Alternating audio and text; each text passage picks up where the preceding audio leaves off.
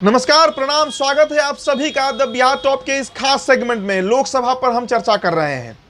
लोकसभा चुनाव हो रहा है। 7 मई को तीसरे चरण का वोटिंग है। बिहार की 5 सीटों पर वोटिंग है, जिसमें झंझारपुर भी एक सीट है। हालांकि मधेपुरा और अररिया खगड़िया जैसी भी सीटें हैं, लेकिन झंझारपुर पर बड़ा चर्चा है। कारण गुलाब यादव बने हुए हैं। हम प्रयास करेंगे कि आपको झंझारपुर के समीकरण को समझाएं, झंझारपुर के जातीय समीकरण को समझाएं। त्रिकोणीय मुकाबला है, उस पर भी हम चर्चा करेंगे और हार जीत पर भी हम चर्चा करेंगे। देखिए, सटीक विश्लेषण होगा। हम ये नहीं कहेंगे कौन जीत रहा है, कौन हार रहा है, लेकिन इतना हम जरूर आपको बताना चाहेंगे कि मजबूत कौन है, कौन सेंधमारी कर रहा है और किसके चलते वो सीट महागठबंधन के जो प्रत्याशी हैं सुमन महासेठ, उनके लिए मुश्किल पैदा कर रहा है। सुमन महासेठ की जब हम चर्चा कर ही रहे हैं, तो अभी कुछ दिन पहले तक ही उनका हाफ पैंट का फोटो बड़ा वायरल हो रहा था। आज भी वायरल हो रहा है। संघी हैं, आरएसएस बैकग्राउंड के हैं, नमस्ते सदावत्सले मातृभूमि करने वाले लोगों में शामिल रहे हैं, और यही उनका सबसे बड़ा ड्रॉबैक बन रहा है झंझारपुर लोकसभा में।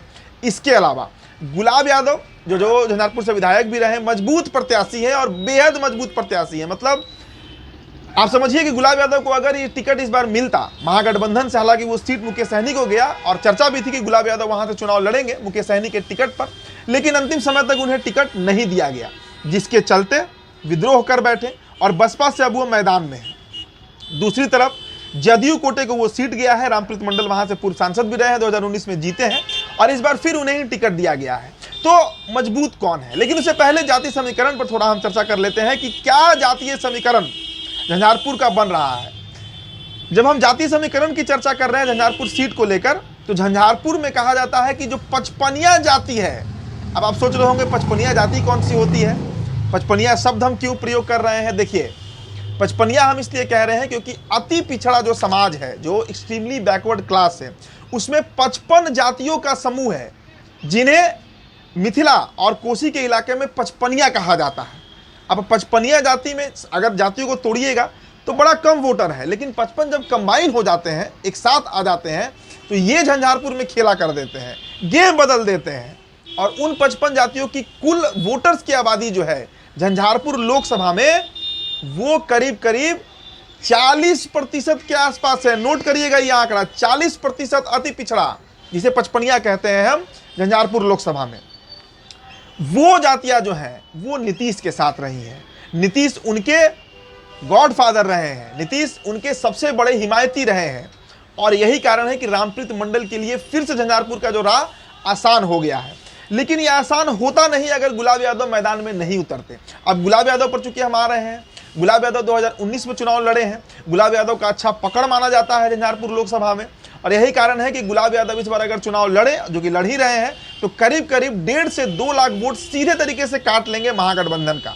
और वो बड़ा नुकसान जो है वो सुमन महासेठ को झेलना पड़ेगा, मुकेश सहनी की पार्टी को झेलना पड़ेगा। इसके अलावा अगर और भी जातियों का हम समीकरण समझे झंझारपुर में, तो यादव वहां पर करीब 15 से 20% है, मुस्लिम 15% है, सवर्ण जातियां भी 10% है, और वैश्य जिस जाति से सुमन महासेठ आते हैं उसकी आबादी भी 8% है। तो देखिए, MY प्लस वैश्य अगर हम पूरा भी साध लें, पूरा भी एक साथ कर लें, तो भी इनकी आबादी कुल मिलाकर 35 से 40% के बीच ही होता है। इसके अलावा एक और जानकारी जो झंझारपुर से निकलकर सामने आ रही है, वो भी आपसे हम बता ही देते हैं। देखिए, झंझारपुर में जो मुस्लिम मतदाता है वो सुमन महासेठ से काफ़ी चिढ़े रहते हैं। कारण उनका पृष्ठभूमि राष्ट्रीय स्वयंसेवक संघ का जो पृष्ठभूमि है, इसमें कहीं दो राय नहीं है कि बिहार और देश के जो अल्पसंख्यक समाज है वो आरएसएस को वोट नहीं करेंगे, और खासकर वैसे व्यक्ति को जो उस बैकग्राउंड से आ रहा है, ये भी एक डर है। और सबसे बड़ा डर तो गुलाब यादव का है कि गुलाब यादव कितना वोट ट्रांसफर करा लेंगे अपनी तरफ, बसपा की तरफ। दलित वोटर्स उनके साथ जुड़े हुए हैं। यादव में भी एक बड़ी सेंधमारी का डर है आरजेडी को। तो कुल मिला जुला कर झंझारपुर में अगर हम इस पर चर्चा करें कि मजबूत कौन है, कमजोर कौन है, तो इसमें कहने में संशय नहीं होना चाहिए कि सबसे मजबूती से वहां पर जो रामप्रीत मंडल है वो आज मजबूत स्थिति में है, और नीतीश कुमार का फैक्टर आज भी हावी है। साथ ही साथ हमने कल आपको एक रिपोर्ट दिखाया था, जिसमें हमने ये चर्चा किया था कि सेकेंड फेज का जो वोट हुआ 5 सीटों पर, सभी सीटों पर जदयू के प्रत्याशी थे। इन सीटों पर महिला वोटर्स जो हैं वो पुरुष वोटर्स की तुलना में 6% अधिक अपना मतदान की है। मतलब नीतीश के साथ जो महिला आबादी है, जो आधी आबादी की चर्चा होती है, वो भी जुड़ा हुआ है। और यही कारण है कि जो सीटें जदयू को गई है, वहां पर नीतीश कुमार के साथ फिर महिला वोटर आगे आ सकती हैं, बढ़ चढ़कर जदयू को वोट कर सकती हैं, यह अनुमान लगाया जा रहा है। तो झंझारपुर के समीकरण को आप समझिए कि वहां पर जो पचपनिया है वो खेल कर सकता है। हालांकि देखिए उस सीट पर निषाद वोटर भी हैं करीब 5 से 8% के आसपास, लेकिन उनका टूटना तय रहता है। हर लोकसभा में देखा गया है कि जो मल्लाह निषाद केवट